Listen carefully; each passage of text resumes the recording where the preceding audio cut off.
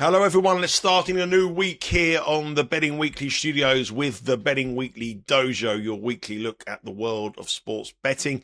With me, your host Nigel Seeley, and professional gambler, my co-host, it is I was going to say Sean Calvert, Mr. Neil Channing. I'm so used to saying Mr. Sean Calvert. I've still got my bonnet, yeah. I know, I don't know, I just had a brain freeze there. I was just about to go into saying Sean Calvert. So many times I introduce Sean. Before I introduce you to Neil Channing, obviously not Sean Calvert, please may I ask you to subscribe. We are ever growing closer to that total of 10,000 subscribers. We're a couple of hundred shy now, and I'm certain in the next week or so we will hit that magical number of 2,000 and 10,000. And with your help, we can do so. So please hit the subscribe button, hit the like, hit the bell button, be alerted every time any bit of the content drops, including the dojo, which we usually start the week with. Yesterday was a busy day. It was the first day of Wimbledon, so we have actually put the dojo back to Tuesday, but we're here. And it's a tennis special, really. I mean, the whole channel's sort of been really heavily involved in Wimbledon. It's the biggest tennis tournament of the year. Our channel is a very, very heavy tennis channel, and we're going to talk about some strategies for tennis and how we prepare for big events. Neil spoke about that before in terms of horse racing, and then we look a little bit at tennis and sort of factors we need to take into account, which are not usually taken into account when you're looking at pricing up one of these big tournaments. Anyway, good morning to you. How's your week been, mate?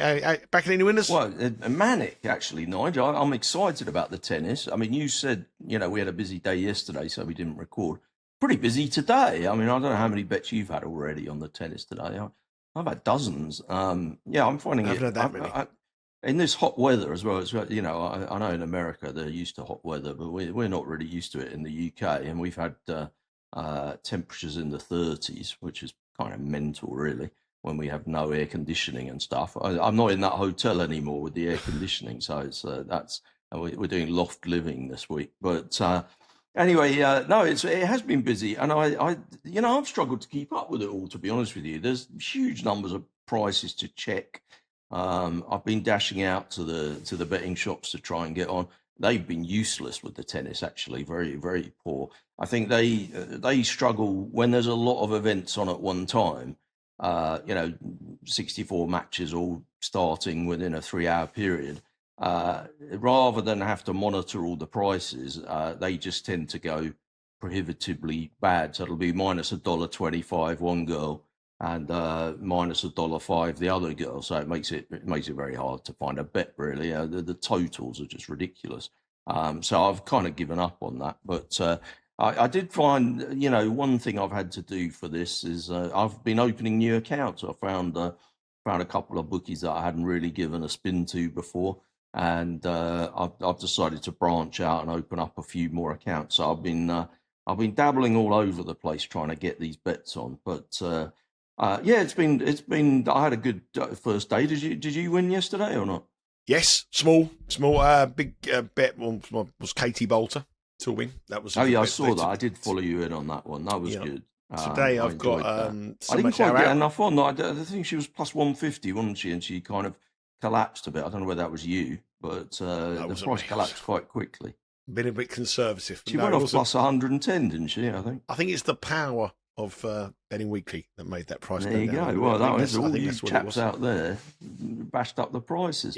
I don't know. We've got a few today, haven't we? You gave me a whole bunch of. Watched all your shows. I watched you and Rory. I watched you and Sean. I watched the live show yesterday. I've taken so many notes. I wouldn't say tennis is my big area of expertise, but I have had a lot of bets. The question I wanted to ask you though was, first of all, I heard you talking about the weather on the live show. You were saying where it's hot, you've got to start looking at kind of younger players against older players. Also motivation. So I've got several questions there. First of all, in terms of motivation, do you think that if there's a player that you felt like they're just turning up for the money, and they might have pulled out with an injury if this wasn't such a big tournament and it wasn't such a big first round payday, do you think the hot weather makes that even more likely? And should we be backing the other person to win 3-0 in sets or 2-0 in sets in the women's? Well, the first thing is obviously there's been a lot of shocks yesterday in the first round of women, especially in the men's draw. Medvedev got beat, Holger Rune got beat, Berrettini got beat, Cerundolo got beat, and these guys have played an awful lot of tennis.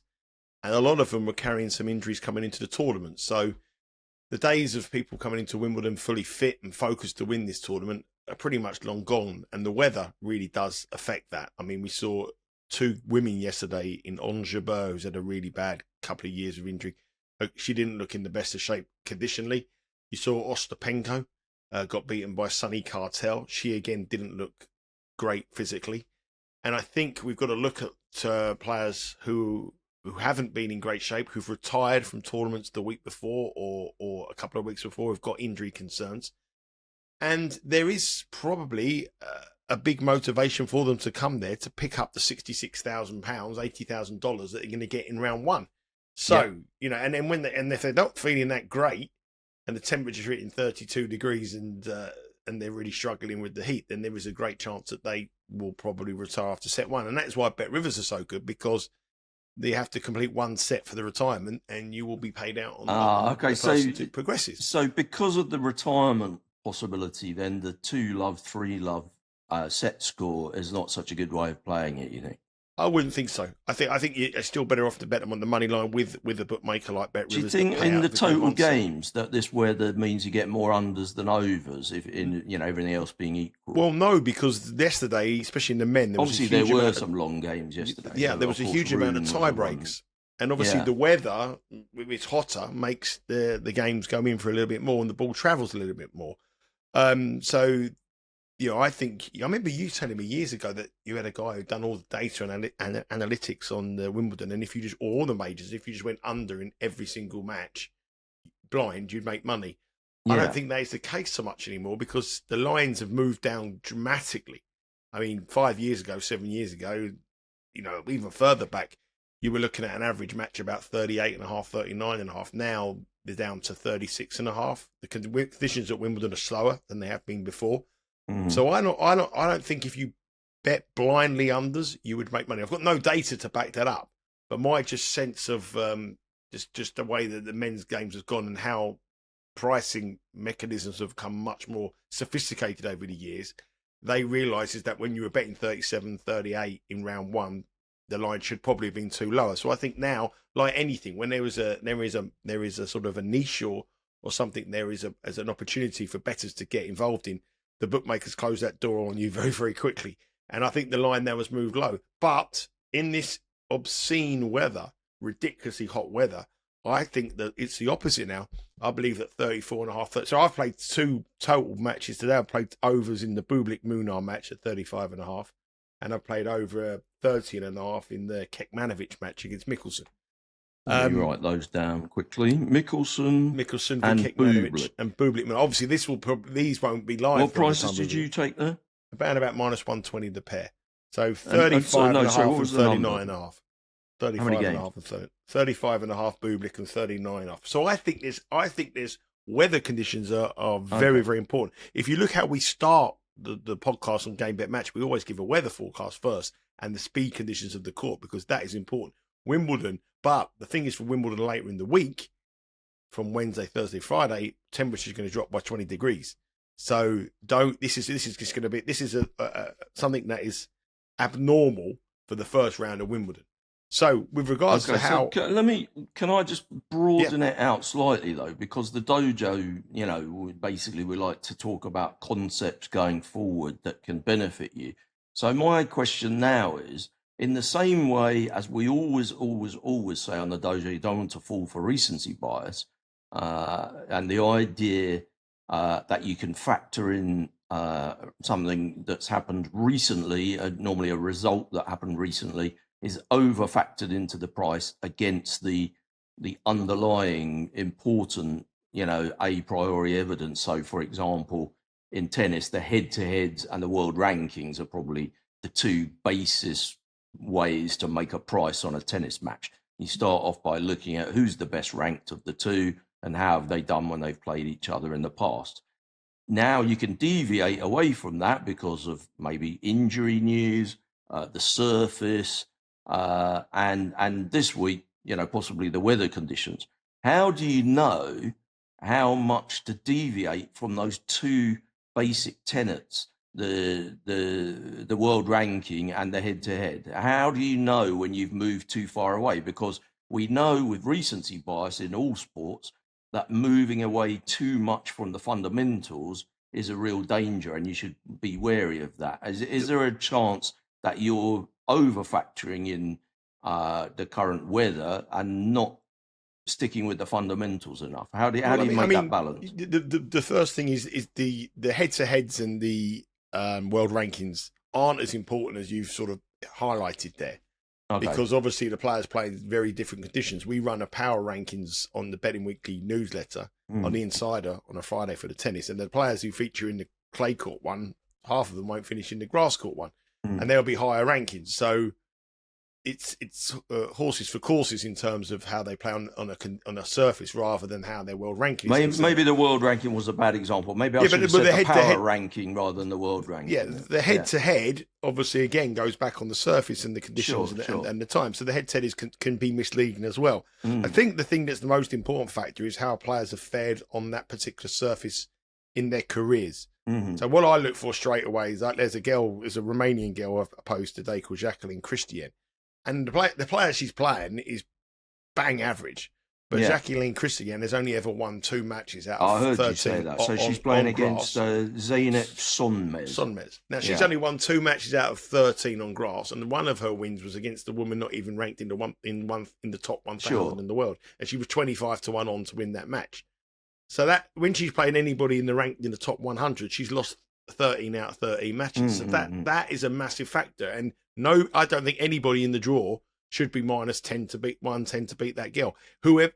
So I did not. I'm not looking at Somers and thinking she's a great bet because she's playing brilliant. It was just a huge negative towards Christian. So my basis is always, my first thing is to always look at their records on grass or clay, whatever surface in their career, and then break down if they've done some adaptation, any sort of changes to their match, the way they play, changes to their coaching, changes to the way that they're serving faster. With regards to the weather, I think that what we have to look at is we have to look at players in recent weeks who have withdrawn from a tournament, who have retired pre-tournament, who have niggling injuries that haven't had time to heal from the transition from the clay court season into the grass court season. And in this heat, and if we are saying that the total games are going to go up by 2.5, we have to have this injury factor placed into our mind. And the 2 or 3 players that in the men's draw that are carrying injuries yesterday, a lot of them got beat. One of them, remarkably, come back from losing the first 2 sets and won 3 sets of 2, which goes against everything I've said. But today there are players who have niggling injuries. Lorenzo Musetti hasn't played since the French Open final. Injury concern. Write that down. And if he goes into 3 or 4 sets, regardless of his world ranking, if he has an injury concern, then in this heat, it's going to be a problem for him. So there are things we need to look at. Let me take a hypothetical match. So we get 2 players. One is strong on the surface. He's better ranked on your power rankings, and he's got 3-1 lifetime head-to-head advantage over the other guy. And your betting price is that if you sat there a week ago, if you had the draw a week ago and you priced it up, would be 70-30. So minus 225 plus 225. But the guy who's favourite is an older guy, and maybe he pulled out of a tournament 2 weeks ago, and we're not really sure. He got knocked out in the first round last week.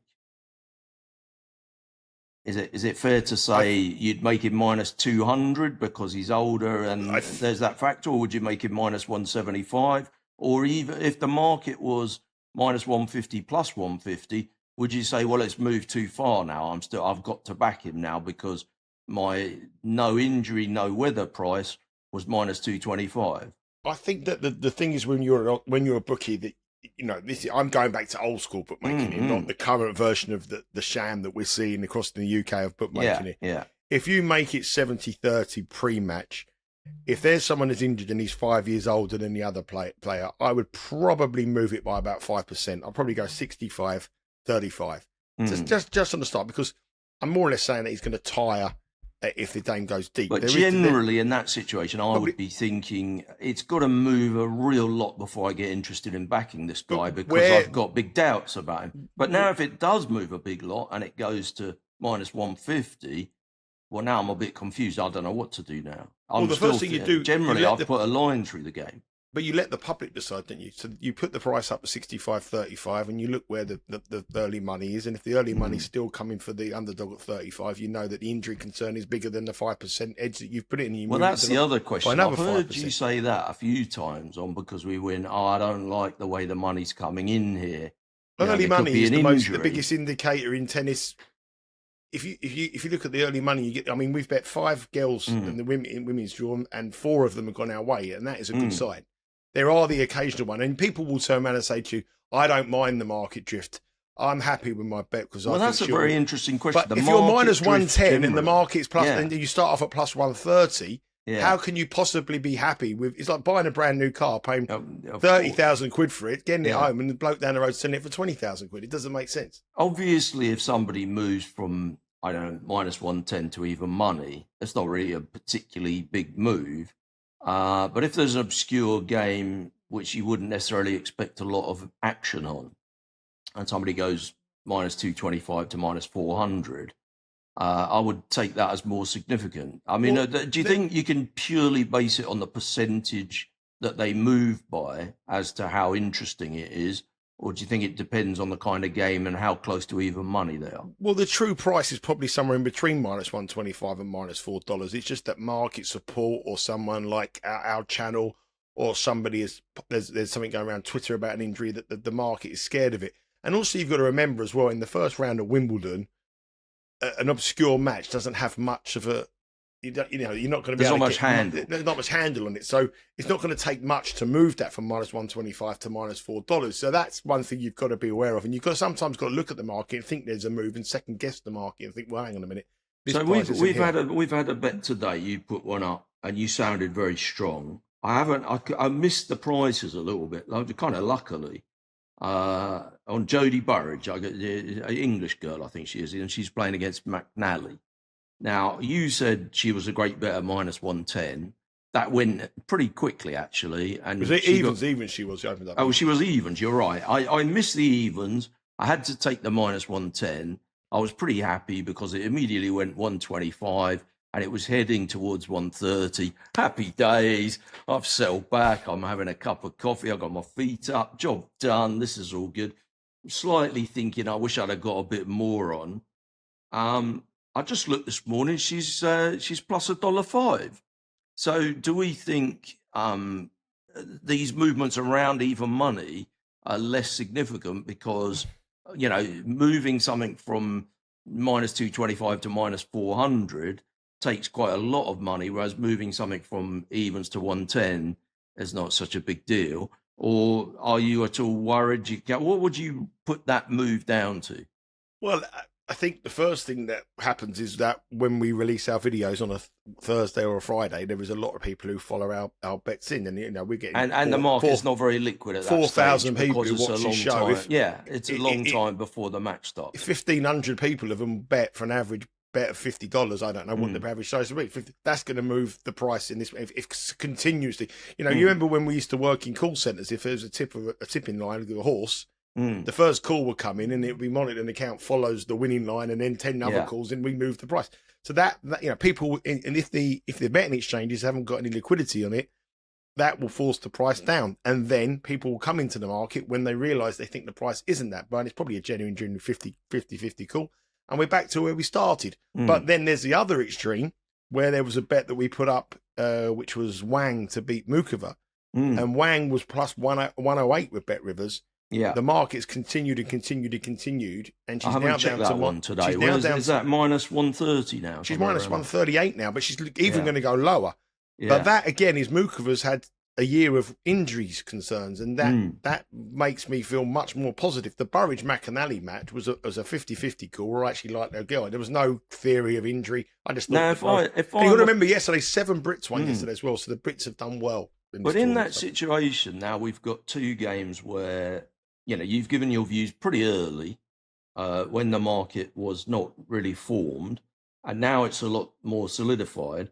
If I've just tuned in and I'm thinking now, what should I do? There's 2 bets here. You sounded pretty strong about both of them. Wang, I think you said that on the video you said that the plus money wasn't really there, and you'd happily take evens or maybe $1.10, lay $1.10. And Jodie Burrage, I think you were suggesting evens, but you thought she could easily be a lot shorter.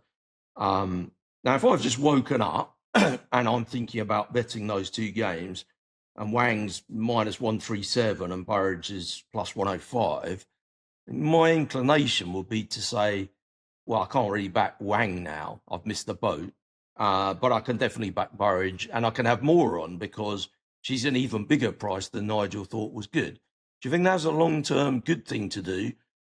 Or do you think you only end up on the drifters that nobody wants if you do? But if you're playing an injury, like this Wang injury is, and I know that the people who follow us can't make that get to that price. So people other people have got an opinion of us, and the market's forming, and it looks as though the market's still going to go further down. Then if it's an injury play, I think you should still go in, because injury plays is not like judgment. The girl's either injured or she's not. So it could collapse. The price could completely collapse. And if she goes 2-0 up, you could watch 3 games and think, geez, this should have been minus 400. Yeah, and if the girl breaks in the first set, which is in the first game, which is very common in women's tennis, everyone in the world will be on that, and that line will contract even further. And then it gives you a perfect opportunity to hedge out if you want at a very low price. So if it's a genuine opinion match where you just, I believe player A will beat player B and the market believes player B, player A, I don't think. The other thing with Jodie Burrage and the Brits as well, and I think this is American with US Open and anything like that,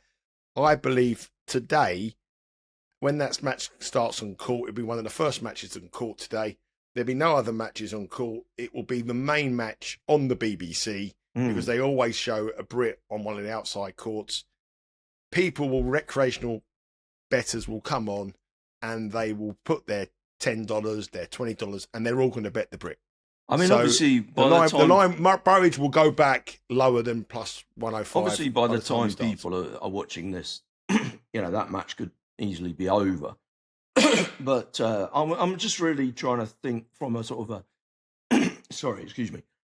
Sorry about that. I'm just trying to think from a more kind of general going forward point about how you go about assessing these situations. And I find, even though I've been in this game, quite a long time, I don't know whether it's because tennis is not really, it's not. I don't really know anything about tennis. I don't know anything about most sports, actually. Sumo, you do? It's sumo particularly, but that would be a rare example. But I find the questions about when to bet are almost as important as who to bet. And I think I'm a good judge of the market, and I can see when things are collapsing or likely to collapse. I think I'm very good in horse racing on that. I quite often bet horses at minus 150. And sometimes the general market price there might be bookies in the market offering, better prices than that. And but I want to get volume on, and I'll take just a few ticks under, and then I'll go away and make a cup of tea, and I'll come back, and now I'm 10 ticks on side. I don't know whether I feel like I can do that in tennis enough. I mean, how do you know when the price is wrong? Well, I'll give you a perfect example here, right? And it goes back to, the recency bias and people reacting.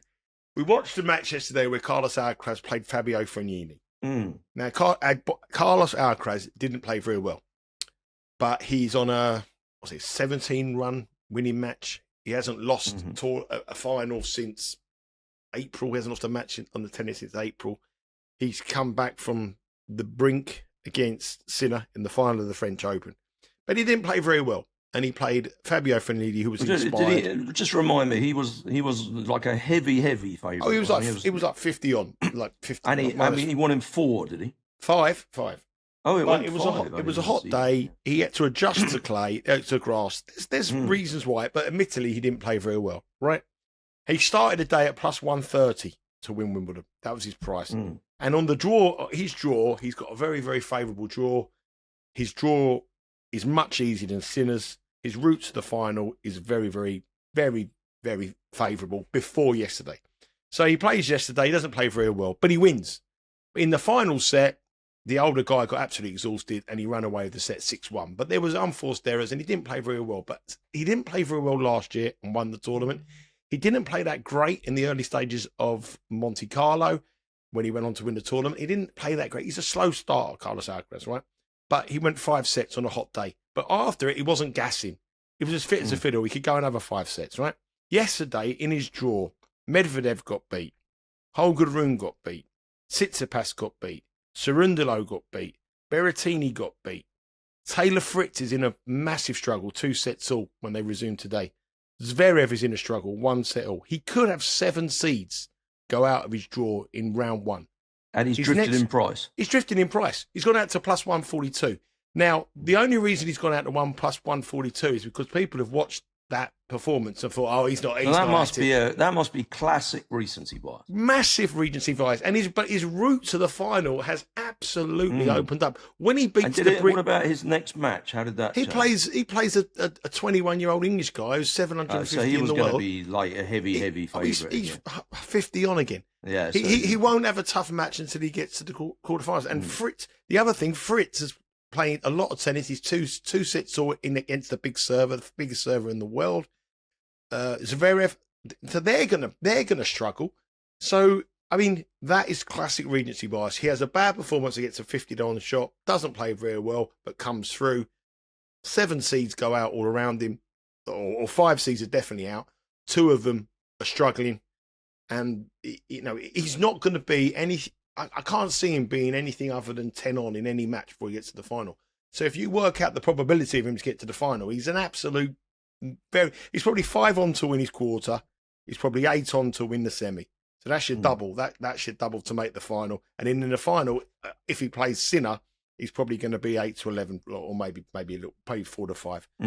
So the win part probably, but his route to the final. And then if you get to the final, you can hedge it. But he had a bad game yesterday, and all of a sudden he's got out like plus 140. He's entitled to bad. Djokovic used to do it, drop sets, and then he had injury concerns, but used to win it. The market gets carried away.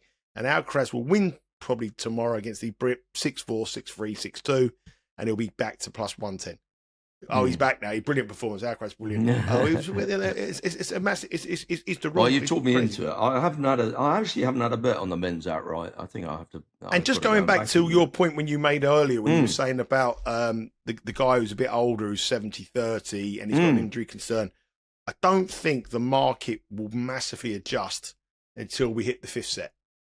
I think you're 65-35. You put the prices up, see where you go. And then when you're betting in running, if it gets to 2 sets all, there is a possibility that it could be a 50-50. To be honest, I have a bit of trouble getting down, and the in running is that's kind of difficult for me. But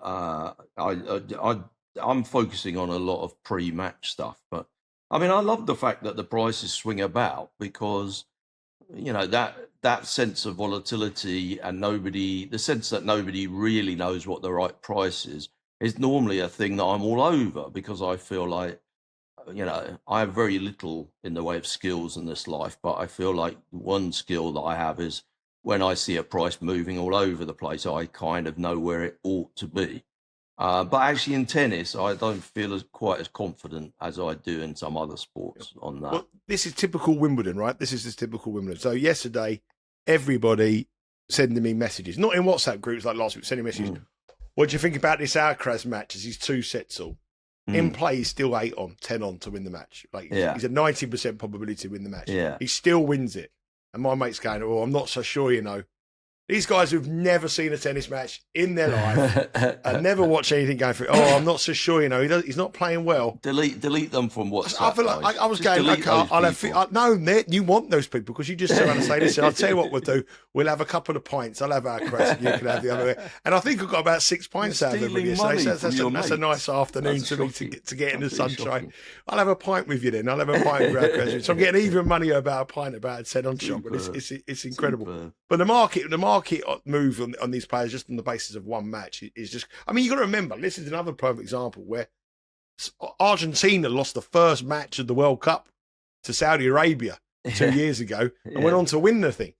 So it just shows you that people are entitled to have a bad day. Now, I've got another tennis question for you. So I think we've long established, and I'm sure you'd agree with me, that you should, if you're having loads of bets from the quarterfinals onwards, you're probably making a mistake because those matches, the semi-final, the final, they're very easy to price up. It's very unlikely that the market is going to make the final of Wimbledon minus 150, plus 150, and suddenly you're going to look after having a quick cup of tea and it's going to be minus 300, plus 300. But that can easily happen on some of these first round games. Happens all the time. Maybe not quite as extreme as that, but you know, things go from minus 150 to minus 200 all the time. So you must have more bets in the early rounds because you've got way more options to look through to find value selections. And, you know, you're missing an opportunity if you're not having loads of bets in the first two rounds. I'm slightly worried I haven't had enough bets, Nigel. I mean, I've had dozens. Are you at all worried? This is the second day. I know you had quite a few yesterday. You've got a few today. Have you had enough bets? Neil, I've got a lot of work to do, mate. I've got to record Betting Weekly game bet match. I've got a meeting this afternoon. I've got to do Betting Weekly tennis live. I can't sit around and watch tennis like you do all day. You don't have to watch them all. You're going to have more bets. I've had about a dozen bets a day on various different things. But yesterday, when I had a bit of free time, I was betting things in play. You know, after a first set, someone breaks someone early. Do you think you got more value from your in-play stuff than you did from your pre-game stuff? No, definitely not. Definitely not. I mean, I lost on in play yesterday. I can get bigger bets on pre-game. I got more time to think about it. I can shop around the firms. It's just much easier.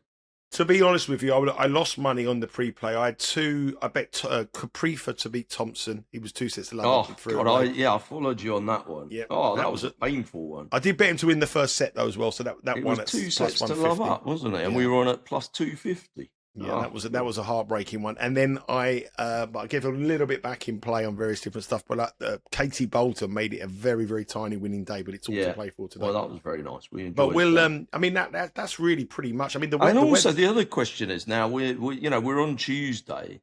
Yeah. And we're looking obviously at the first round matches. How much time? How much in advance are you looking? Is it because there must be a big advantage? You know, most people are focused. Most recreational punters, they wake up and they think, right, I'm off to the tennis, or I'm going to watch the tennis on the TV today. Let me have some bets. And they look at today's matches. Now, I know that Sean generally is a day ahead. He's always looking at tomorrow's matches today. But, you know, that makes me think, well, shouldn't we be looking, you know, we should be looking at the second round ones the second the prices go up, shouldn't we? Yeah, but you're not going to get much on, are you? And the price movement will be very, very small. I mean, I don't look as much of the men's as I used to do because of Sean. I mean, Sean is here. He does the show for us. He gives us the bets. I ask him things in the show. I give him some information, you know, things I like. We comment, and if he disagrees, and he'll give me a different angle. I might not necessarily agree with his angle of the match to have, you know, the other guy plus 2.5 sets. I might go with him on the money line, or I might go with him in the handicap. But it gives me a way of thinking that I quite like the way his approach is here, and I might come at a different angle.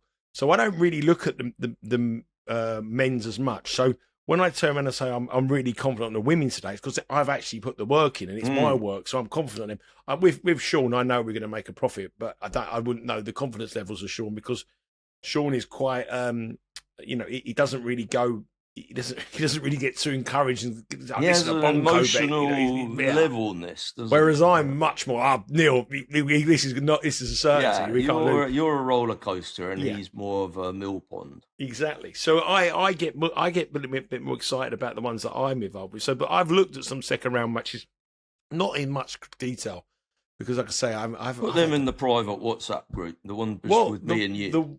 The WhatsApp group that someone said obviously we are their WhatsApp group. We are people's WhatsApp group on this channel. I read that comment. That was a good comment. And they're trying to find out which ones are the ones who are winning and the ones who are losing, which is perhaps you could whisper the ones that you've looked at in advance for the second round. Just whisper. Let me have a look now. Let me just have a look now on the women's, because we haven't got a women's show, so we haven't got a women's. I want to hear what you and Rory think every day. Again, there's going to be a lot of players here who are going to be very, very heavy odds on. So I'm looking at these matches now, and I'm not averse to a heavy odds on. By the majority of them are minus $3, so there's not really going to be much angle. I tend to go for the matches where there is a little bit like I do think people often say if you've got the 3,000, you need the extra 1,000, and I always think, who doesn't want an extra 1,000? Okay, well. This people won't be shocked to hear me say this, but I think Emma Raducanu will get beat by Von Drusova, former Wimbledon champion and a player that is playing absolutely lights out tennis. We can lay $3, can we? No, you're minus 185. I think she can cover the spread there as well. I mean, I think Von Drusova will beat Raducanu very, very comfortably. Raducanu bounced back a little bit in the last couple of weeks? She needs to bounce back a lot more than what she's shown them. I mean, the rest of them are so heavy on top. I don't know whether I want to listen to you on anti-Raducanu. That might be. I feel like you may be emotionally attached. Well, I did have I may be, but on this occasion, I did have a text yesterday from someone who was at Wimbledon, who was chatting to some players, and he told me that Raducanu's got an injury. Oh, so give me a minus 300 where you've got no emotional attachment. Oh, Neil, you put me on the spot here. I might have to go to the men's for that, because all the men's. Let me look at the men's quickly. They're all. The thing is, they're not exciting, are they? When you get to these kind of. I'm excited. I tell you what. Once you've had $6,000 on, it gets more exciting.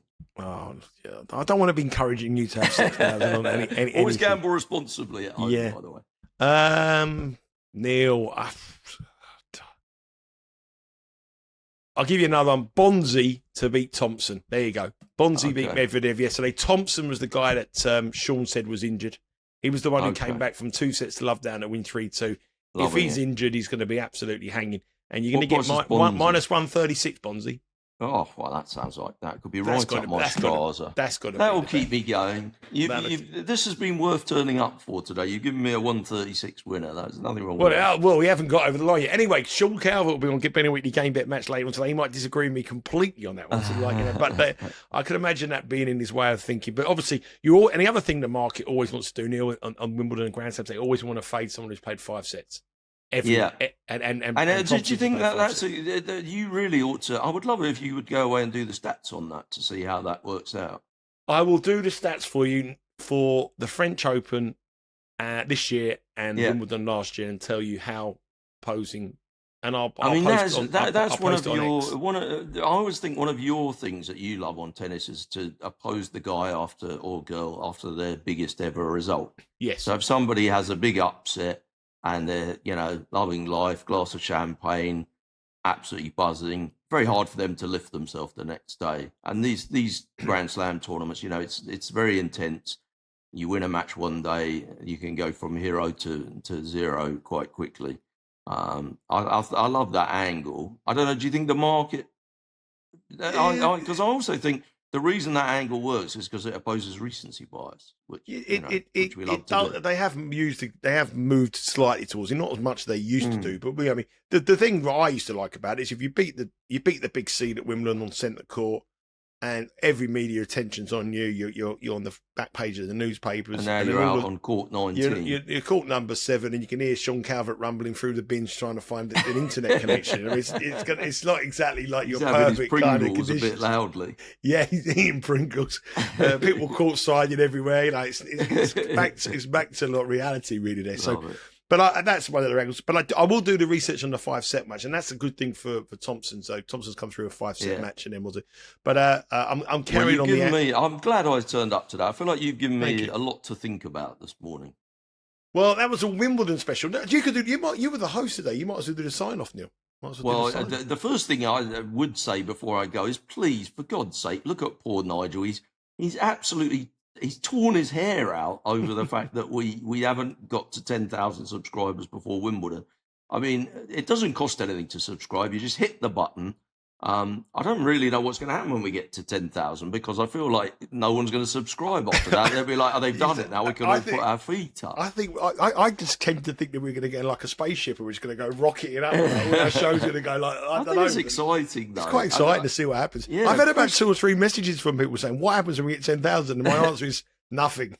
Nothing. We get to 10. We spend the next week saying, "Can we please get to 10,100?" Yeah, that's what we do. We go into. But anyway, if you haven't subscribed, I don't know what you're doing. Please do it now. Hit like, and put your comments in the chat box as well, because we do read them all.